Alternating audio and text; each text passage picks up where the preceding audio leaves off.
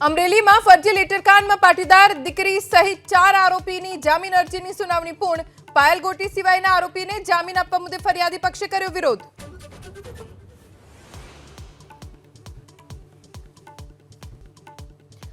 રાજકોટ, ગીર સોમનાથ અને દ્વારકા જિલ્લામાં ગેરકાયદે બાંધકામ સામે બુલડોઝર એક્શનમાં।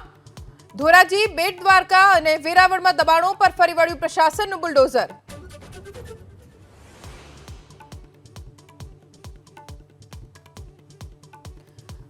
પતંગ રસિકો માટે માઠા સમાચાર। 12 થી 18 જાન્યુઆરી રાજ્યના કેટલાક વિસ્તારમાં માવઠાની અંબાલાલભાઈ પટેલની આગાહી, તો કાલથી વચ્ચે ઠંડીનું જોર।